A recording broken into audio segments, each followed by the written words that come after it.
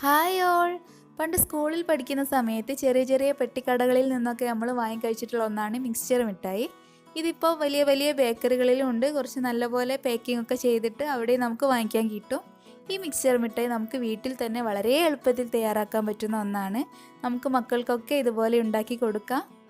എങ്ങനെയാണ് ഇത് തയ്യാറാക്കാമെന്ന് നോക്കാം. അതിനായി ഞാനിവിടെ ഒരു ബൗളിലേക്ക് 1.5 കപ്പ് കടലപ്പൊടി എടുത്തിട്ടുണ്ട്. അതുപോലെ 1/2 കപ്പ് പച്ചരിപ്പൊടി എടുത്തിട്ടുണ്ട്. ഇത് വറുത്ത പൊടിയാണ്. നമ്മൾ സാധാരണ പത്തിരിയൊക്കെ ഉണ്ടാക്കാൻ ഉപയോഗിക്കുന്ന അതേ പൊടി തന്നെ മതി.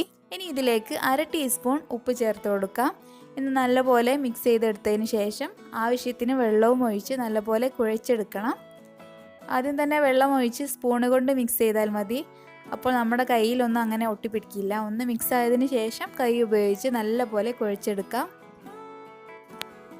ഇത് നല്ലപോലെ കുഴച്ചെടുത്തതിന് ശേഷം അവസാനമായി ഞാൻ ഇതിലേക്ക് 1/2 ടീസ്പൂൺ സൺഫ്ലവർ ഓയിൽ കൂടി ചേർക്കുന്നുണ്ട്. ഏത് ഓയിലായാലും കുഴപ്പമില്ല.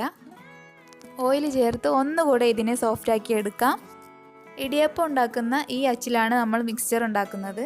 അതിൽ നമ്മൾ ഇടിയപ്പം ഉണ്ടാക്കുന്ന തന്നെ ചെറിയ ചെറിയ ഹോളുള്ള ഈ ചില്ലിട്ട് കൊടുക്കാം. എന്നിട്ടാണ് മിക്സ്ചർ ഉണ്ടാക്കേണ്ടത്. അതിന് മുന്നേ തന്നെ ഇതിൻ്റെ ഉള്ളിലൊക്കെ ഒന്ന് ഓയിൽ തടവിയെടുക്കണം. മാവ് ഒട്ടിപ്പിടിക്കാതിരിക്കാൻ വേണ്ടിയാണ് ഇങ്ങനെ ചെയ്യുന്നത്. ഇനി ഇതൊന്ന് ഫ്രൈ ചെയ്തെടുക്കാം. അതിനായി ഞാനിവിടെ ഒരു പാനിലേക്ക് കുറച്ച് ഓയിൽ ഒഴിച്ച് കൊടുത്തിട്ടുണ്ട്. ഇത് നല്ലപോലെ ചൂടാവുന്ന സമയത്ത് ഇതിലേക്ക് ഇങ്ങനെ ചുറ്റിച്ച് കൊടുക്കാം. ഇത് മീഡിയം ഫ്ലെയിമിൽ വെച്ചാൽ മതി. മീഡിയത്തിൻ്റെയും ലോ ഫ്ലെയിമിൻ്റെയും ഇടയിലായാലും കുഴപ്പമില്ല.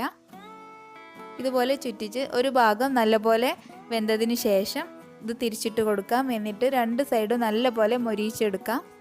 നിങ്ങൾക്ക് വേണമെങ്കിൽ ഈ മാവ് കൂട്ടുന്ന സമയത്ത് ഒരു 1/4 ടീസ്പൂണോളം മഞ്ഞൾപ്പൊടി ചേർക്കാവുന്നതാണ്. ഞാനിവിടെ ചേർത്തിട്ടില്ല.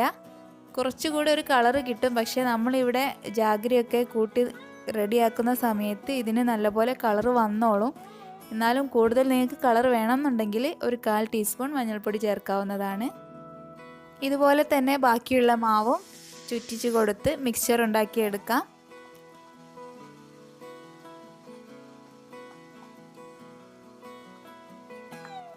ഞാനിത് ആ മാവെല്ലാം മിക്സ്ചറാക്കി എടുത്തിട്ടുണ്ട്.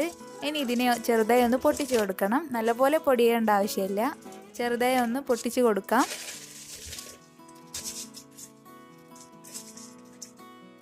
ഇനി ഇതിലേക്കുള്ള ശർക്കരപ്പാനി റെഡിയാക്കാം. അതിനായി 250 മുതൽ 300 ഗ്രാം വരെ ശർക്കര ഉപയോഗിക്കാം.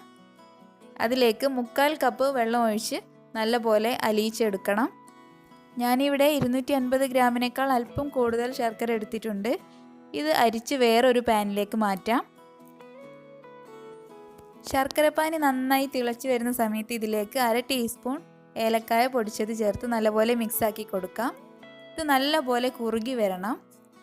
ഇതിൻ്റെ പാകം നോക്കാൻ ഒരു ഗ്ലാസ്സിൽ അല്പം വെള്ളമെടുത്ത് അതിലേക്ക് ശർക്കരപ്പാനി കുറച്ച് ഉറ്റിച്ച് കൊടുക്കാം. അപ്പോൾ അത് നല്ല കട്ടിയായി വരണം. സോഫ്റ്റ് ആവാൻ പാടില്ല. എങ്കിൽ നമുക്കിതിലേക്ക് മിക്സ്ചർ ചേർത്ത് കൊടുക്കാം.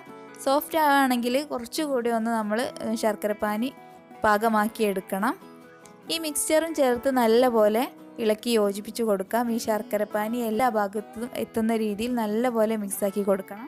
ഈ സമയത്ത് തീ നന്നായി കുറച്ച് വെക്കണം. ഏറ്റവും ചെറിയ തീയിലാണ് വെക്കേണ്ടത്. മിക്സ്ചർ ചേർത്തതിന് ശേഷം പെട്ടെന്ന് തന്നെ ഇളക്കി കൊടുക്കണം. അതുപോലെ തന്നെ ഇത് മിക്സായതിന് ശേഷം ഞാനൊരു അലൂമിനിയം ഫോയിലിലേക്കാണ് മാറ്റുന്നത്. ഇതും പെട്ടെന്ന് തന്നെ ചെയ്യണം. എന്നാലും നമുക്ക് ഷേപ്പാക്കി എടുക്കാൻ പറ്റുള്ളൂ. ഇത് ചപ്പാത്തിയൊക്കെ പരത്തുന്ന റോളർ ഉപയോഗിച്ച് നല്ലപോലെ പരത്തിയെടുക്കണം. അധികം കട്ടിയില്ലാതെ വേണം ചെയ്യാൻ. ഞാൻ ചെയ്ത സമയത്ത് അല്പം കട്ടിയായി പോയിട്ടുണ്ട്. സൈഡിൽ നിന്നൊക്കെ ഇതുപോലെ സെൻറ്ററിലേക്ക് നല്ലപോലെ ടൈറ്റാക്കി കൊടുക്കണം. എന്നിട്ട് നല്ലപോലെ പരത്തി കട്ടിയില്ലാതെ ആക്കിയെടുക്കണം. ഇത് പെട്ടെന്ന് തന്നെ ചെയ്യണം, അല്ലാതെ വേഗം കട്ടിയായി പോകും. അതുകൊണ്ട് പെട്ടെന്ന് തന്നെ പരത്തി നല്ലപോലെ ഷേപ്പാക്കി എടുക്കാം. അതുപോലെ തന്നെ ഈ സമയത്ത് ഇതൊന്ന് കട്ട് ചെയ്തും കൊടുക്കണം. പിന്നെ നമുക്ക് കട്ട് ചെയ്യാൻ ബുദ്ധിമുട്ടാകും. അതുകൊണ്ടാണ് നിങ്ങൾക്ക് ഇഷ്ടമുള്ള രീതിയിൽ കട്ട് ചെയ്തെടുക്കാം. ഇതൊന്ന് ചൂടാറിയാൽ നമുക്കിതുപോലെ പൊട്ടിച്ചെടുക്കാം. നമ്മുടെ മിക്സ്ചർ മിഠായി ഇവിടെ റെഡി ആയിട്ടുണ്ട്. അതുപോലെ തന്നെ നമ്മൾ അലൂമിനിയം ഫോയിലിലേക്ക് മാറ്റുന്ന സമയത്ത് അതിൽ അല്പം അരിപ്പൊടി ഒന്ന് തൂക്കി കൊടുത്താൽ നന്നായിരിക്കും. അലൂമിനിയം ഫോയിലിൽ നിന്ന് പെട്ടെന്ന് തന്നെ വിട്ട് കിട്ടും. അതിന് വേണ്ടിയിട്ടാണ്. ഞാൻ ഇതുപോലെ റൗണ്ട് ഷേപ്പിലും ആക്കിയിട്ടുണ്ട്. നിങ്ങൾക്ക് ഇഷ്ടമുള്ള രീതിയിൽ ചെയ്യാം. നിങ്ങൾക്ക് ഈ വീഡിയോ ഇഷ്ടപ്പെട്ടിട്ടുണ്ടെങ്കിൽ ലൈക്ക് ചെയ്യാനും ഷെയർ ചെയ്യാനും കമൻറ്റ് ചെയ്യാനൊന്നും മറക്കരുത്. അതുപോലെ തന്നെ എൻ്റെ ചാനൽ സബ്സ്ക്രൈബ് ചെയ്യാനും മറക്കരുത്.